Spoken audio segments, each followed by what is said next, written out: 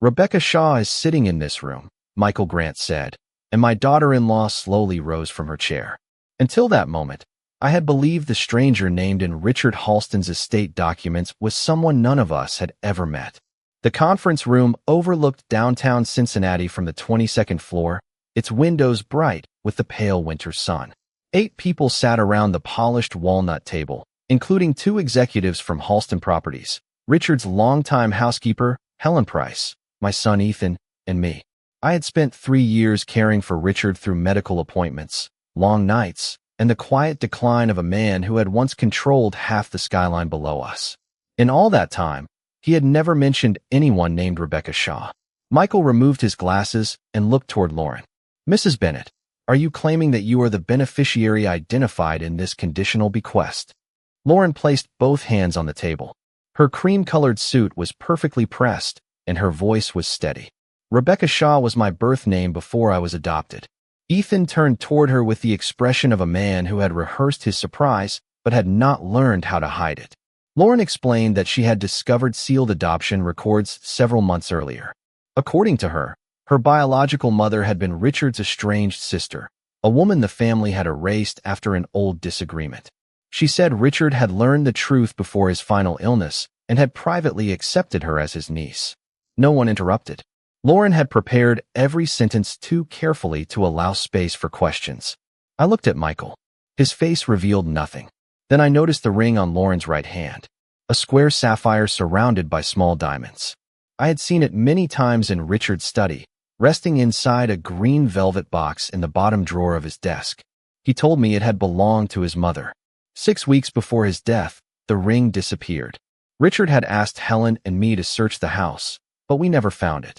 Now Lauren wore it as though it had always belonged to her. She followed my gaze and curled her fingers beneath the edge of the table. The movement lasted less than a second. It was enough.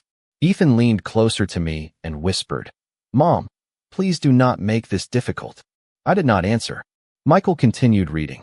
Lauren, under the name Rebecca Shaw, had been assigned a controlling interest in Halston Properties, 2 apartment buildings in downtown Cincinnati, and several investment accounts. The transfer would occur only after she proved her identity, her family connection, and the history of her relationship with Richard.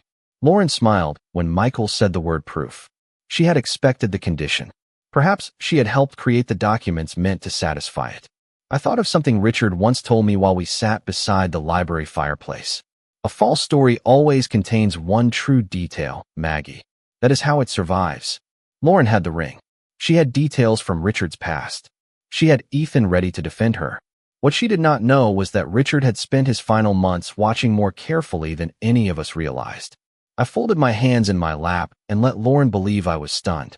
She had already taken one true detail and built an entire family around it. I only needed to discover where she had found the rest. 3 years earlier, Richard Halston had still been strong enough to complain about needing help. He had returned to his estate outside Cincinnati after surgery, surrounded by polished floors, quiet hallways, and more rooms than one person could reasonably use. My late husband, Peter, had known Richard for nearly 30 years, and before Peter passed away, the 2 men had spent countless Sunday afternoons arguing about baseball and business over coffee. When Richard called me after leaving the hospital, he did not ask me to become his caregiver. He asked whether I could stop by for a few days and help him understand the instructions printed on 6 different prescription bottles. I had worked as a registered nurse before retirement, so I agreed. A few days became several weeks. Several weeks became 3 years. I arrived each morning before 8, checked his blood pressure, prepared breakfast, and wrote every appointment in a black notebook that remained. Beside the kitchen telephone, Richard disliked being treated like a patient. He preferred oatmeal with brown sugar, coffee without cream, and the financial section folded beside his plate. When his hands became unsteady, I opened the newspaper but never offered to feed him. Pride mattered to him almost as much as comfort. The estate was worth more than I could imagine, yet the house often felt empty. Business associates sent expensive gift baskets. Distant acquaintances mailed holiday cards with proposals tucked inside. People who had ignored Richard for years suddenly called to ask whether he needed company. Their concern usually lasted until he declined an investment or refused to discuss his estate. I never asked what anything was worth. I never asked who would inherit the company. I did not even know the combination to the safe in his study. One evening, while rain moved across the windows, Richard watched me sort his evening medication into a small white cup. "You are the only person who comes here without asking what happens when I am gone," he said. I told him I came because Peter would have done the same for me. Richard looked toward the empty dining room, where a table for 16 stood beneath a crystal chandelier. "That is not the answer wealthy people are used to hearing." He smiled, but there was no humor in it. During the second year, he began telling me when documents had been moved. A letter from Michael Grant appeared in the wrong drawer. A family photograph vanished from the library and returned 2 days later. Someone had opened a cabinet that Helen kept locked. Richard asked whether Ethan or Lauren had visited while he was resting. I told him I had seen neither of them. He nodded and changed the subject, but after that day, he started keeping notes inside a narrow desk calendar. I assumed he was tracking appointments. Much later, I understood he had been recording questions, missing objects, and unexpected visitors. Richard was not confused. He was preparing, and while I measured his medicine and believed I was protecting him from illness, he was quietly protecting both of us from something already moving through his house. Lauren had never shown much interest in Richard during the first year I cared for him. When I mentioned his appointments, she usually checked her phone. When I declined a family dinner because his blood pressure had dropped unexpectedly, she told Ethan that I was becoming too involved in another man's life. Her concern ended where inconvenience began. Then, during the spring of the second year, she changed. The questions came slowly at first. One Sunday afternoon, she asked whether Richard had any brothers or sisters. I told her he had always said he was an only child. A week later, she wanted to know his mother's maiden name. At Ethan's birthday dinner, she asked whether the Halston family had ever owned property in Kentucky. Each question sounded harmless when heard alone. Together, they formed a map. Lauren said she was helping Ethan create a family history album, but the Halstons were not part of our family. Peter had been Richard's friend, not his relative. I reminded her of that. She smiled and said old friendships often revealed forgotten connections. Soon, she began asking about things no album required. Who handled Richard's legal affairs? Did Michael Grant keep the original estate documents? Had Richard ever discussed changing his trust? Was he still mentally sharp enough to sign important papers? I answered less each time. Lauren noticed. She started wrapping her questions in kindness. She offered to organize medical bills, sort correspondence, and scan old photographs before they faded. One afternoon, she arrived at Richard's estate carrying acid-free folders and a portable scanner. Helen was helping a repairman in the basement, and Richard was sleeping upstairs. Lauren spread documents across the library table as though she had been invited to examine them. I found her holding a photograph of Richard's mother beside a lake. On the back, written in faded ink, was the name Margaret Shaw. Lauren asked whether Shaw had been the woman's maiden name. I took the photograph from her and returned it to the box. That evening, an envelope from Michael Grant was missing from the silver tray in the front hall. Helen remembered placing it there before lunch. Lauren said she had not seen it. 2 days later, I found it inside the desk drawer where Richard kept property tax statements. The seal had been opened and pressed closed again. I did not accuse her. I placed the envelope in my handbag and gave it directly to Richard. He read it, then looked toward the library door. "Did anyone ask about my family this week?" he said. I told him everything Lauren had asked. He listened without interrupting. After a long silence, he opened the bottom drawer of his desk and showed me a green velvet box. Inside was a square sapphire ring surrounded by small diamonds. "This belonged to my mother," he said. "No one outside this house should know it exists." He closed the box and returned it to the drawer. 3 weeks later, the ring was gone. Lauren came for dinner that Sunday wearing a new blue scarf and asking whether Richard had ever spent summers near a lake in Kentucky. Ethan laughed and called her curious. I watched her fold her napkin beside her plate. She had stopped asking random questions. She was collecting answers. The first letter arrived 10 days after the sapphire ring disappeared. Helen found it among the morning mail, addressed to Richard in careful blue ink. The return address belonged to a post office box in Lexington, Kentucky, and the name in the upper left corner read Rebecca Shaw. Richard opened it at the kitchen table while I prepared his coffee. The writer claimed that her late mother had recently confessed a family secret. She said Richard was her uncle, that her mother had been forced away from the Halston family, and that she had spent years wondering whether he would ever accept her. The letter included details that made Richard pause. It mentioned his mother's maiden name. It described the sapphire ring. It referred to a lake where the Halston family supposedly spent summers. I watched his eyes move slowly across the page. "Some of this came from my house," he said. "The rest came from someone guessing." He handed me the letter. Rebecca described a white vacation cottage on Lake Cumberland where Richard had taught her mother to swim. Richard had never owned a cottage there. His mother disliked deep water and never learned to swim. The true details gave the false memories weight, but the mistakes revealed the hand behind them. More letters followed. Rebecca wrote about an old family dispute, a funeral in 1987, and a photograph of Margaret Shaw standing beside a lake. The funeral had taken place in 1984. The photograph had been taken at a company picnic near Dayton, not in Kentucky. Each mistake was small enough to excuse. Together, they formed a story that had been assembled from borrowed pieces.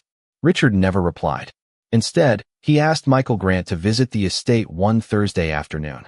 The two men remained in the study for nearly 3 hours. When Michael left, he carried a sealed document case and looked more serious than usual. Richard refused to explain everything, but he told me that a person claiming to be family might soon ask for something valuable. "I could remove the temptation," he said, "but then I would never know who created it." 2 weeks later, he asked me to sit beside his desk. He placed an ivory envelope in my hands. My name was written across the front. "Give this to Michael after I am gone," he said. "Do not open it unless he tells you the condition has been met." I asked what condition he meant. Richard looked toward the empty space in the drawer where the sapphire ring had once rested. "Rebecca Shaw must appear and claim to be real." His voice was calm, but the sadness beneath it was unmistakable. He had spent a lifetime building companies, buildings, and contracts designed to withstand pressure. Now someone was testing the boundaries of his own history. I slipped the envelope into the locked compartment of my handbag. Richard leaned back in his chair and closed his eyes. "Do not accuse anyone yet, Maggie," he said. "A lie is hardest to escape after the person telling it signs her own name." I promised to wait. At the time, I believed he was preparing to protect his estate. I did not understand that he was also preparing to expose the person who had already entered our family.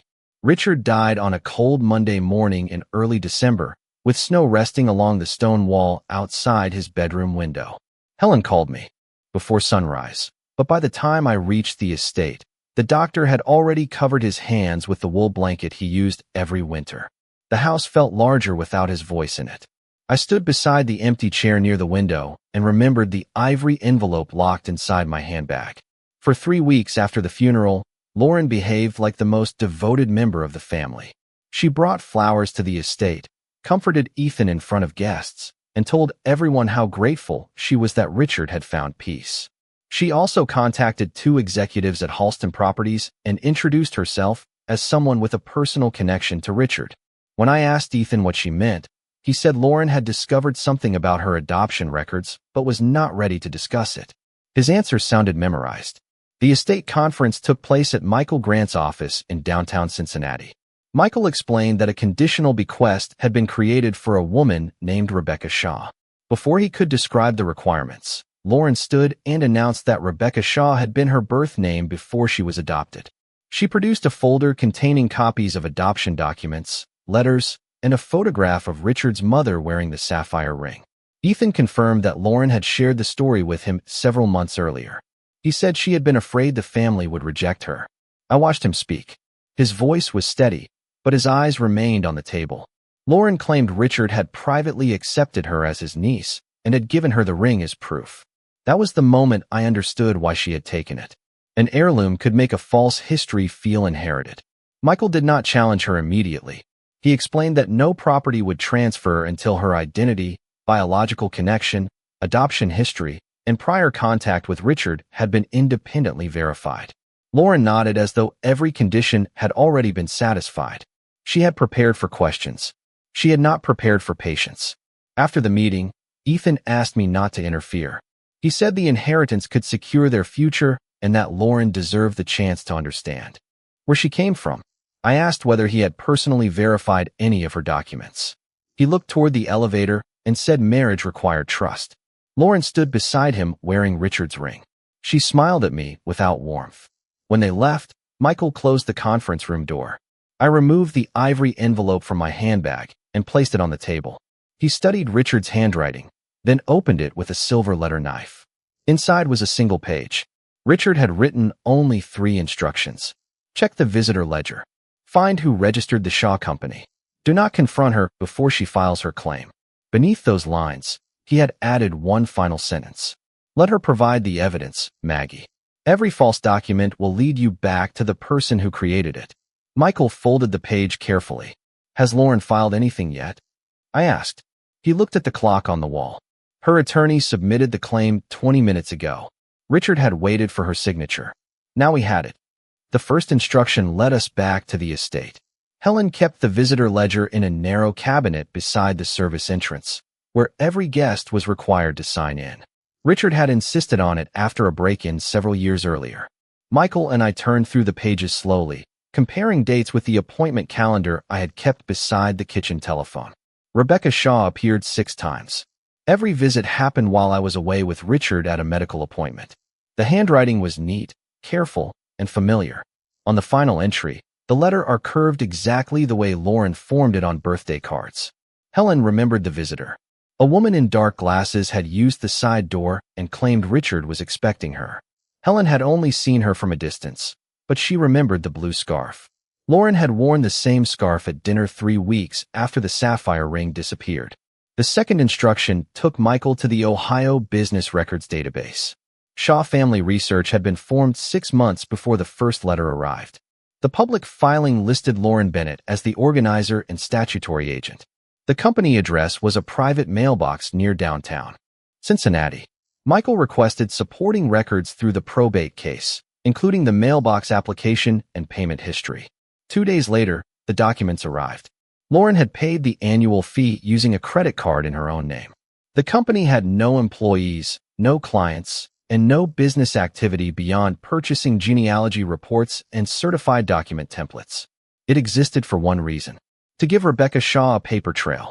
The third piece appeared inside the adoption records Lauren had submitted with her claim. The notarization belonged to a family services office in Kentucky. Michael called the county clerk and learned that the office had closed 8 years earlier. The notary commission printed on the document had expired before the date beside Lauren's signature. A lie can imitate the shape of truth, but it rarely remembers every date. Helen found the final evidence on Richard's private security server. The system stored 12 months of footage, and the service entrance camera had recorded every visit listed under Rebecca Shaw. We watched Lauren arrive in dark glasses and the blue scarf. On the 4th recording, she entered Richard's study while Helen was upstairs. She opened the bottom desk drawer and removed the green velvet box. She held the sapphire ring beneath the lamp, slipped it into her purse, and replaced the empty box. On another visit, she photographed letters from Michael and pages from Richard's family records. She was not discovering a hidden past. She was assembling one. Michael saved certified copies of the footage and filed a request to preserve every document connected to Lauren's claim. I sat in his office while he organized the evidence into 3 folders: the visitor ledger, the Shaw Company, the false adoption records. Each door Richard had left us opened into the same room. Michael asked whether I wanted to call Ethan. I looked at the frozen image of Lauren standing beside Richard's desk with the ring in her hand. Not yet, I said. He trusted her without checking the story. Now he needs to see what she signs next. Lauren believed the documents would make her an heir. What she had actually created was a trail leading back to herself. Lauren responded before the court had even scheduled the first hearing. Her attorney filed a statement claiming that I had become increasingly suspicious and confused during Richard's final months. It said I had misinterpreted ordinary visits, misplaced documents, and developed an unhealthy expectation that Richard would reward me for caring for him. The language was careful. It did not call me dishonest. It suggested I was no longer reliable enough to know the difference between concern and jealousy. Ethan signed a declaration supporting her account. Michael showed it to me in his office on a Thursday afternoon. My son's name appeared beneath 3 pages of statements about my memory, my judgment, and my emotional state. He claimed I had repeated questions, forgotten appointments, and accused people without evidence. None of it was true. I read every line twice. The most painful part was not that Lauren had written the story. It was that Ethan had placed his signature beneath it. Michael asked whether I wanted to respond immediately. I closed the folder and told him facts would answer more clearly than anger. Ethan came to my house that evening. He stood in the kitchen where I had once packed his school lunches and asked why I was trying to destroy his wife's only connection to her biological family. Lauren had told him the company filing was part of her search. The visitor entries were private meetings with Richard, and the adoption documents had been prepared by someone she trusted. Every explanation required him to ignore another fact. He did it willingly. "She is my wife," he said. "I have to stand beside her." I looked at the man he had become and remembered the boy who used to bring injured birds to my porch because he believed I could fix anything. "Standing beside someone does not require closing your eyes," I said. Ethan lowered his voice. He said the inheritance could change their lives. They could pay off their mortgage, secure their retirement, and finally stop worrying about money. That was when I understood what Lauren had offered him. Not proof. Relief. A future large enough to make questions feel inconvenient. I opened the drawer beside the kitchen table and removed a copy of the identity verification form Lauren had signed with her claim. I placed it in front of him. One section stated that Ethan had known Lauren's supposed birth name before their marriage and had personally seen original records confirming it. His face changed as he read. They had been married for 12 years. Lauren had told him about Rebecca Shaw only 4 months earlier. "I never said this," he whispered. "Your wife did," I replied, "and she used your name to support it." Ethan turned the page. Another statement claimed he had met Richard privately with Lauren and heard Richard acknowledge her as family. Ethan had never been present for such a meeting. His silence grew heavier with every line. I did not ask him to choose me. I did not ask him to apologize. I only said, "Do not believe my version. Read what your wife signed." He left the form on the table and walked out without looking back. The next morning, Lauren called me for the first time since filing her claim. Her voice was controlled, but the spaces between her words were not. She accused me of confusing Ethan and interfering in their marriage. I listened until she finished. Then I said, "I did not write your statement, Lauren. I only gave it to the man whose name you used." She ended the call without another word. By noon, Ethan had withdrawn his declaration supporting her account. He had not yet admitted the truth in public, but for the first time, he had stopped protecting the lie. Lauren had spent months building Rebecca Shaw from stolen details. Now the first person inside her story had begun stepping out of it. The emergency probate hearing was scheduled 12 days after Ethan withdrew his declaration. Lauren arrived at the Hamilton County Courthouse wearing a gray suit and Richard's sapphire ring. She sat beside her attorney with 3 folders stacked neatly in front of her, as though careful organization could make false records become true. Ethan entered alone and took a seat behind Michael and me. He did not look at Lauren. When the judge asked whether she still intended to pursue the claim under the name Rebecca Shaw, Lauren answered without hesitation, "Yes, Your Honor." That single word placed every document she had filed directly beneath her responsibility. Michael began with the adoption records. A county clerk from Kentucky confirmed that the Family Services office named on the papers had closed 8 years before the supposed certification date. The notary commission had expired, and the identification number belonged to a different person. Lauren's attorney suggested that an outside researcher might have made an innocent mistake. Michael did not argue. He opened the second folder. Shaw Family Research had been created by Lauren 6 months before the first letter reached Richard. The mailbox application carried her signature. The annual fee had been paid with her personal credit card. The company had purchased genealogy files, document templates, and access to archived newspaper records. It had never performed work for a single client. Then Michael presented the visitor ledger. 6 entries under the name Rebecca Shaw. 6 dates when Richard and I had been away at medical appointments. Helen testified that the woman using the service entrance had worn dark glasses and a blue scarf. Michael displayed still images from Richard's security system. Lauren appeared on the courtroom monitor, entering through the side door, signing the false name, and walking toward the study. On the next recording, she opened the bottom desk drawer and removed the green velvet box. Lauren's hand moved toward the sapphire ring she was wearing. She stopped before touching it. Michael then showed the letters written to Richard and the Mother's Day card Lauren had sent me. A forensic document examiner explained that the writing was consistent with the same hand. The narrow letter R. The long final stroke beneath each name. The pressure marks where the pen changed direction. Lauren claimed she had helped Rebecca compose the letters. Michael asked why she had never mentioned helping a woman she now claimed to be. She had no answer. Ethan was called next. His voice remained quiet as he confirmed that Lauren had told him about Rebecca Shaw only 4 months earlier. He denied witnessing any private meeting where Richard accepted her as family. He also confirmed that the statements bearing his name in Lauren's filing were untrue. Lauren turned toward him. Ethan kept his eyes on the judge. Michael saved the final evidence for last. The courtroom lights dimmed, and Richard appeared on the monitor, seated in his library 5 weeks before his death. He looked tired, but his voice was clear. "I have no sister, and I have no niece named Rebecca Shaw," he said. "The conditional bequest exists because someone has been gathering pieces of my life and arranging them into a false family history. If any claimant submits fabricated records, the bequest is void and the assets will pass to the Halston Senior Protection Foundation." Richard paused, then looked directly into the camera. A truthful heir does not need stolen property to prove where she belongs. The image froze. The ring on Lauren's hand seemed brighter beneath the courtroom lights. The judge suspended her claim, ordered the preservation of all related records, and prohibited any transfer from the estate. Lauren had entered the courthouse believing she could explain each lie separately. Richard had arranged the truth so that every explanation led back to the same person. She was not defeated by my accusation. She was defeated by her own signatures.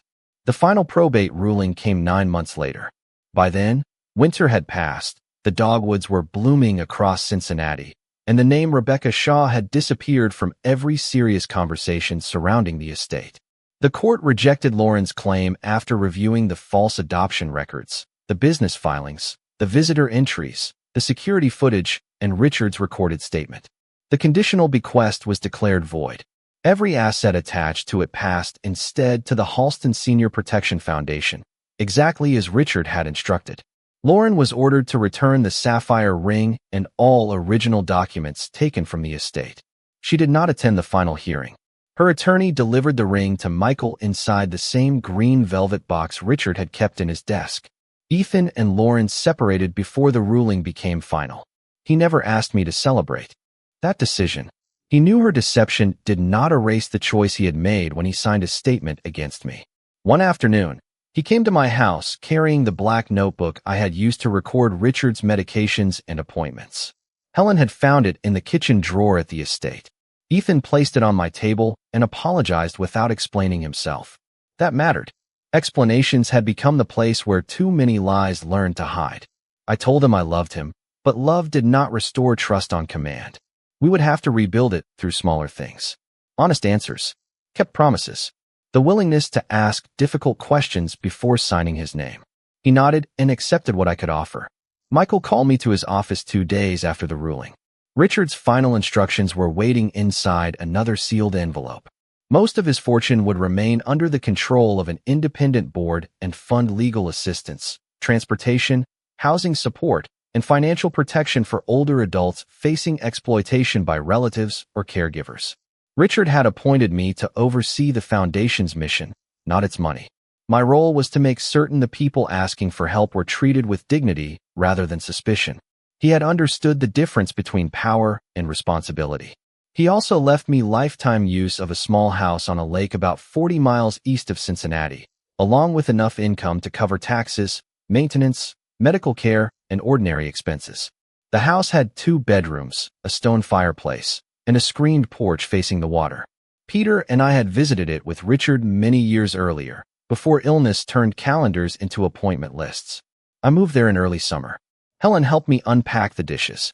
Ethan repaired a loose board on the dock and left before dinner because he understood that one useful afternoon did not purchase forgiveness. We began again slowly. The foundation opened its first office that fall. Near the entrance, I placed a photograph of Richard at his kitchen table, reading the financial section with a cup of black coffee beside him. Beneath the frame, I added a simple sentence from his final letter to me. "Thank you for staying when everyone else was waiting." Lauren had believed the estate was a prize, and that family history was something she could assemble from stolen details. Richard knew better. A family is not created by a ring, a signature, or a name written on a legal claim. It is revealed by who remains honest when dishonesty appears more profitable. Lauren thought Richard's final documents had been written to choose an heir.